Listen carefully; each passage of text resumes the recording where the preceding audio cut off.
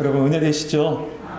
2022년 마지막 찬양 예배 이렇게 나오신 우리 모든 성도님들에게 하나님의 은혜와 평강이 함께 하시길 주님의 이름으로 축복합니다. 우리는 이 저녁 시간에, 특별히 찬양 예배 시간에 에베소서 말씀을 보고 있습니다.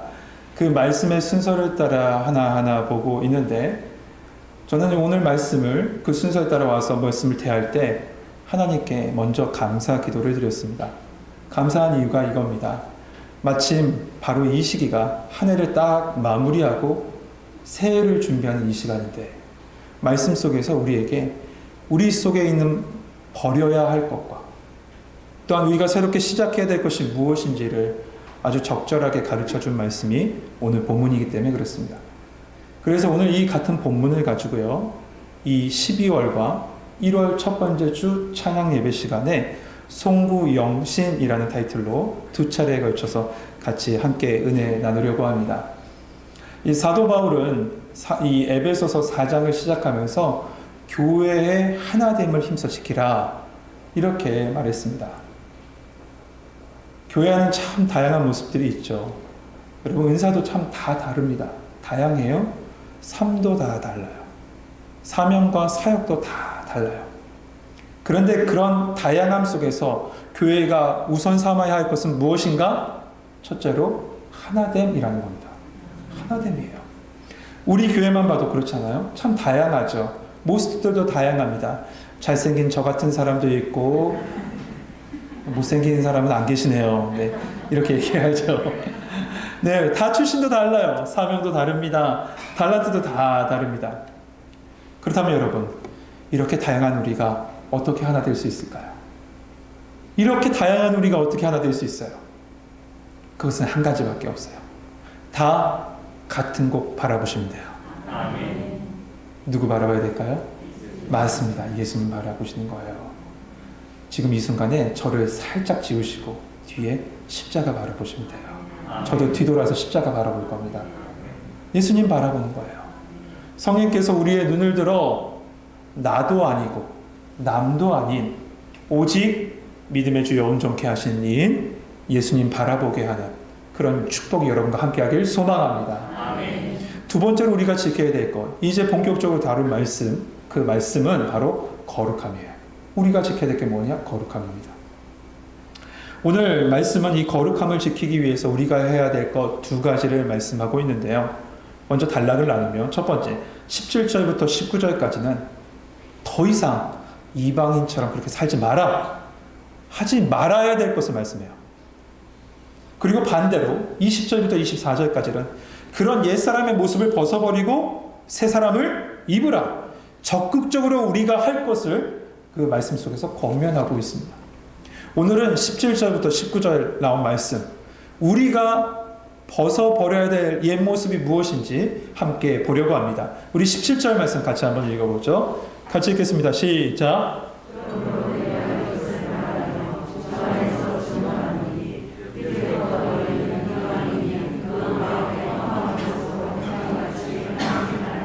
아멘. 여러분, 이 말씀을 받은 에베소 교회 교인들은 이미 그리스도인이 된 사람들입니다. 이 말씀을 수신하는 수신자들은 다 성도들이에요. 그리스도인들이에요. 그럼에도 불구하고 이들 가운데 여전히 이방인의 습관을 따라 살아가는 사람들이 있었다는 거예요. 이러한 이들에게 바울은 분명히 얘기합니다. 너희가 그리스도인이 됐다면 이제 더 이상 그렇게 살지 마라. 너희가 그리스도인이 됐다면 하나님의 사람이 그렇게 살지 마. 오늘 본문, 방금 읽은 본문 끝에 행하지 말라라는 이 헬라어는 메케티라는 단어를 씁니다. 이 말을 영어로 하면 롱고, 모어예요. 이 말은 결코 뭐뭐 하지 말아요. 결코 더 이상 그런 일 하지 말아라는 거예요. 특별히 17절 말씀 앞부분에 보면 중간에 보면 뭐라고 하냐면 특별히 이제부터는 이라고 얘기하고 있어요. 이제부터는. 여러분, 이 말씀 속에 느껴진 하나님의 사랑이 느껴지십니까? 이제부터는 이라는 말씀 속에 보면 지금까지 참고 참으시는 하나님의 사랑과 인내가 그 안에 담겨져 있는 거예요. 하나님의 참으심이에요. 그러니까 성도들은 이미 예수님을 믿음으로 하나님의 자녀가 됐어요. 우리 하나님의 사람이 됐어요. 하나님이 사람이 됐는데 여전히 옛날의 사고방식, 옛사람의 생활 패턴 그대로 살아가는 것, 그것을 하나님이 너무 싫어하신다. 그러니 혹시 지금 그렇게 살고 있다면 이제부터는 결코 그렇게 살지 마라. 지금 이 순간부터 말이야. 지금 이 순간부터. 여러분 어떠십니까? 아직도 우리 안에 옛사람의 사고방식, 옛사람의 생활 패턴이 그대로 있는 것이 있습니까? 예수님은 그러한 모습을 모르시는 것이 아닙니다. 사랑으로 기다리시는 겁니다. 사랑으로 오래 참으시는 겁니다.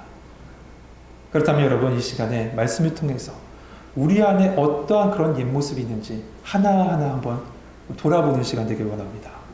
그 첫 번째 체크리스트는 허망함과 영적 무지입니다. 17절 하반절부터 18절 말씀 한번 보면요. 이제부터 너희는 이방인이 그 마음에 허망한 것으로 행한 같이 행하지 말라. 그들의 총명함이 어두워지고. 예수 믿기 전 우리는 허망함을 쫓아 살아갔어요.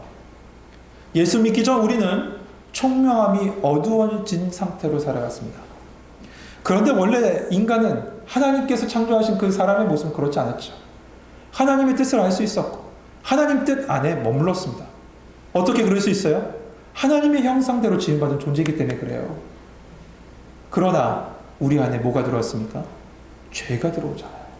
죄가 들어오자 그 죄에 묶여서 하나님의 뜻을 알지 못하는 거예요. 왜요? 우리의 눈이 가려져서, 우리의 귀가 닫혀져서 하나님의 뜻을 알지도 못하고 하나님의 말씀을 듣지 못하는 상태가 돼버린 거죠. 로마서 1장 21절을 이렇게 말씀합니다.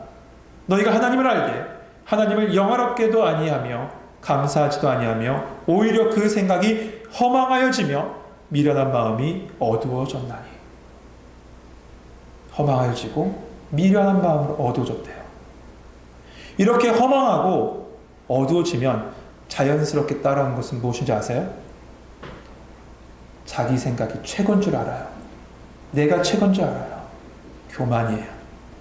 교만한 마음이 생겨요. 그리고 더 나아가서 그 교만은 어떤 방향으로 흘러가냐면 쾌락에 빠지게 됩니다. 눈이 가려지니 분별하지 못하는 거죠. 이게 죄인지 죄가 아닌지 똥인지 된장인지 구분하지 못하는 거예요. 오늘날 세상이 그렇습니다. 자신의 생각이 전부인 줄 압니다. 쾌락을 당연시 여깁니다. 죄악에 무뎌져요. 그것은 바로 허망함과 영적 무지에서 오는 모든 모습인 겁니다. 한 청년이 어렵게 이 취업에 성공했습니다. 어렵게 취업에 성공했으니 얼마나 회사 다니는 게 좋겠어요. 애사심이 막 뿡뿡 터지면서 정말 이 회사를 내가 세계 인류의 기업으로 만들겠다. 내가 S기업처럼 만들겠다. 막 열심히 일한 거죠. 그러다 어느 날 금요일 저녁이었어요. 모두가 다 퇴근한 후에 마지막까지 남아있던 이 청년은 회사 사무실에 있는 냉장고를 봅니다. 근데 냉장고가 너무 더러운 거예요. 그래서 애사심이잖아요. 아직은 신입사원. 그 마음으로 냉장고를 깨끗이 닦았어요. 닦고 나서 아주 기분 좋은 마음으로 퇴근을 하고 있었습니다. 그런데 회사 앞에 화단이 하나 있었는데 그 화단이 험한 거예요. 근데 갑자기 그런 마음이 든 거죠. 저기 꽃을 사다 심었으면 좋겠다. 그래, 내가 한번 이 회사를 사랑하는 마음으로 꽃을 사다 심어야지 하면서 가까운 꽃가게에 가서 꽃을 사갖고 옵니다. 그래서 꽃을 다 심었어요. 그리고 월요일 아침 출근했습니다. 그런데 포크레인이 그 화단을 다 부시고 있는 거예요. 사무실을 확장한다고 그 화단을 그냥 놔둔 거였어요. 포크레인이 다 부셔요. 아이고 놀라죠. 허탈한 마음에 아이고 헛된 일을 했네 하면서 사무실에 올라갔습니다. 그런데 이번엔 냉장고가 없어요. 그래서 선임들한테 물어봅니다. 냉장고 어디 갔냐 그랬더니 냉장고가 고장나서 주말에 관리팀이 다른 거 교체하려고 가져갔다는 거예요. 여러분 이건 뭐예요? 이게 허망, 이것이 바로 허무예요. 여러분 우리들의 이야기로 한번 적용해 보죠. 이 말은 열심히 살지 말라라는 뜻이 아닙니다. 아시죠? 하나님의 목적과 하나님의 계획을 모른 채 나 혼자 수고하고 나 혼자 열심히 한다고 해도 하나님의 뜻이 그것이 아니라면 우리의 열심히 하면 할수록 더 큰 허무와 허망함에 빠질 수밖에 없다라는 걸 말해줘요. 하나님이 없는 이방인의 삶이 그렇다는 겁니다. 하나님 뜻 몰라요. 총명함이 가려졌어요. 그것은 정말 답 없는 삶이에요. 답이 없는 삶이에요. 바울은 성도들에게 얘기하는 겁니다. 그렇게 살지 말라고요. 여러분, 열심히 사는 건 너무나도 중요하지 않습니까? 너무나도 중요하죠. 하지만 방향이 잘못되면 아무 소용이 없어요. 그래서 열심 이전에 방향입니다. 열심 이전에 방향이에요. 이것을 알아야 한다는 거예요. 그런데 중요한 것은 사람들은 머리로는 다 압니다. 그래, 맞아, 방향이야. 그런데 삶으로 행동하지 않아요. 순종하지 않아요. 머리로는 듣고 아는데 방향을 맞춰가는 것을 하지 않아요. 행동하지 않는다니까요. 이것은 성도라고 하면서 여전히 이방인의 삶을 살고 있는 겁니다. 바울은 그러니까 그렇게 살지 마. 허망함과 영적 무지함으로 그렇게 살지 말라라고 말씀하고 있는 거죠. 첫 번째로 우리가 체크해야 될 부분은 허망함과 영적 무지입니다. 두 번째 특징은 18절에 나오는데 18절 같이 한번 읽어보죠. 18절 같이 읽겠습니다. 시작.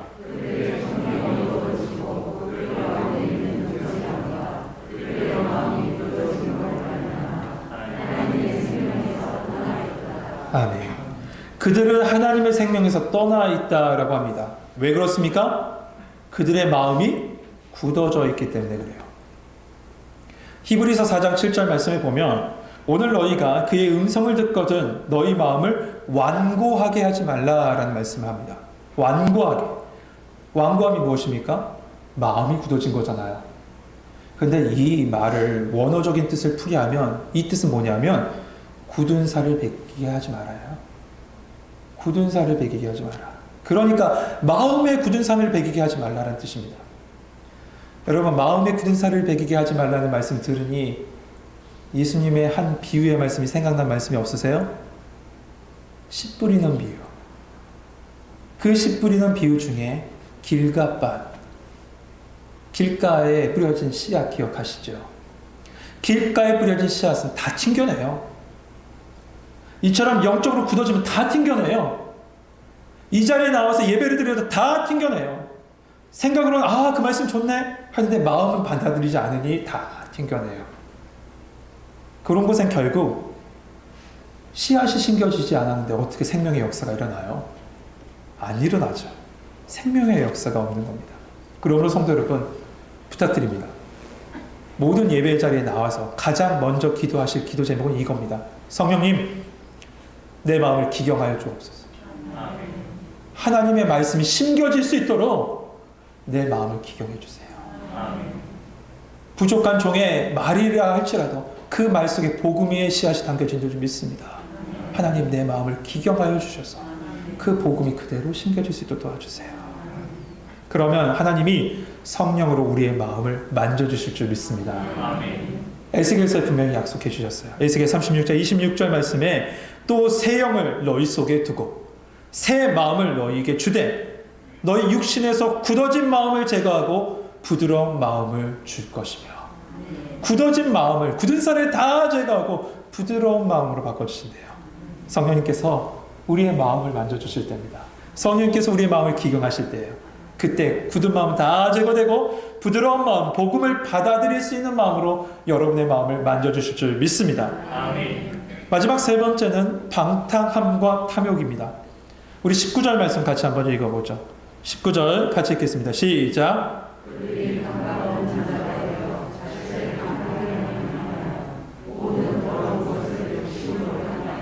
아멘. 여러분, 지금까지 보았던 것이 마치 공식처럼 우리 마음에 그대로 적용됩니다.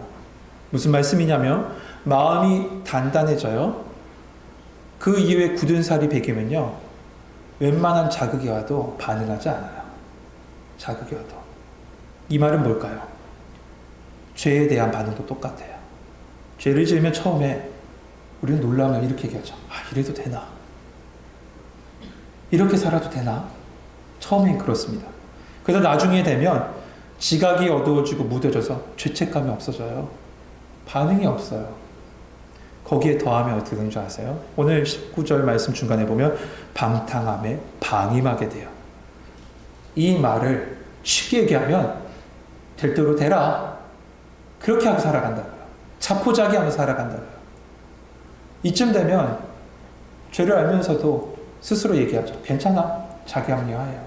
그게 죄인 줄 알면서도요. 아니, 그런 생각을 아예 하지 않을지도 모릅니다. 또한 한 가지가 있죠. 욕심, 탐욕이에요. 탐욕이 있다는 얘기예요. 한 농부가 부지런히 일을 해서 아주 제법 넓은 농지를 얻게 되었습니다. 그런데 그는 항상 욕심이 있기를 더 많은 토지, 더 많은 땅, 그것을 사모하는 마음이 너무나도 강했어요. 욕망이 너무나도 강해서 그것 때문에 괴로워했습니다. 그러다가 일정 금액을 딱 주면 자신이 소유할 수 있을 만큼의 땅을 준다라는 소식을 듣게 돼요. 저기 한 곳에서요. 그래서 어떻게 해요? 농부가 자신이 가지고 있는 모든 소유를 다 팔아가지고 그곳에 갑니다. 가봤더니 과연 그곳은 정말로 끝이 보이지 않는 광활한 평야였어요. 그 평야를 보니 너무 마음이 뿌듯하죠. 야, 이거 다 가질 수 있구나. 그래서 그 돈을 내고 나서 이 모든 그 광야를 관장하고 있는 추장에게 모든 것을 얘기하고 나 원하는 대로 가져가겠습니다 라고 얘기합니다. 그랬을 때 이 추장이 뭐라고 얘기했냐면 당신이 가지고 갈 수 있는 땅은 하루 종일 걸어 다닌 만큼 그 토지를 가질 수 있습니다. 다만 조건이 있습니다. 해가 지기 전에 출발했던 이곳으로 돌아오셔야만 당신이 걸어갔던 모든 땅을 다 가질 수 있습니다. 그러나 약속을 지키지 않는다면 단 한 평의 땅도 당신은 소유하지 못합니다. 이렇게 얘기한 거예요. 농부는 그래도 좋습니다. 그렇게 하겠습니다 하고 길을 떠났어요. 입으로는 계속 얘기합니다. 해가 지기 전에, 해가 지기 전에, 해가 지기 전에. 중얼거리며 마라톤 선수처럼 광야를 막 질주하고 갑니다. 단 한순간도 쉬지 않았어요. 그렇게 달려갔어요. 그리고 태양이 막 대지에 이렇게 얼굴을 묻히려는 그 순간 그는 드디어 출발점으로 돌아옵니다. 그러나 그 자리에서 그냥 쓰러져 죽고 말죠. 그가 얻은 땅은 단 한 평의 자기 무덤밖에 없었어요. 여러분 이 예화 잘 아시죠? 예, 톨스토이. 사람에게 얼마만큼의 땅이 필요한가라는 내용 제가 요약한 겁니다. 성도 여러분, 욕심이 잉태한 즉 죄를 낳고 죄가 장성한 즉 사망을 낳는다라고 했습니다. 또한 골로새서 말씀에 보면 탐심은 우상숭배라고 했죠. 왜 우상숭배가 되냐? 내가 욕심 부리고 있는 그것이 지금 하나님이 계셔야 될 자리에 앉아있기 때문에 그래요. 그래서 우상숭배라는 거고 그 우상숭배의 끝은 영원한 형벌, 영원한 사망입니다. 사랑하는 성도 여러분, 저는 1년이 12달로 딱 정해지고 한 해를 딱 마무리한 다음에 새로운 한 해를 이렇게 맞이하는 이런 모습들, 이런 제도들이 저는 개인적으로 좋습니다. 왜냐하면 옛것을 버려버리고 새롭게 시작할 수 있기 때문에 그래요. 송구영신, 그 말 그대로잖아요. 옛것을 버리고 새로운 것을 취하는 그 첫 번째 시간, 이 말씀 속에 여러분, 우리 안에 남아있는 옛 모습이 무엇인지 한번 생각해 보길 원합니다. 옛사람의 모습이 뭔지 한번 생각해 봅시다. 말씀의 거울에 비춰서 나는 과연 어떤 모습이 있는가? 허영이 있나? 영적 무지가 있나? 탐심이 있나? 여러 가지 옛사람의 모습이 무엇이 있나 한번 돌아보시고, 만약에 옛사람의 모습이 비춰진다면 여러분 이 시간에 십자가 앞에 다 내려놓고 새롭게 새 해를 준비하고 맞이할 수 있는 우리 성도님 되시길 소망합니다. 우리 같이 찬양할 텐데요. 내가 주인 삼을 모든 걸 내려놓고 이 찬양하면서 우리의 옛사람을 다 내려놓을 수 있는 은혜의 시간 되길 소망합니다.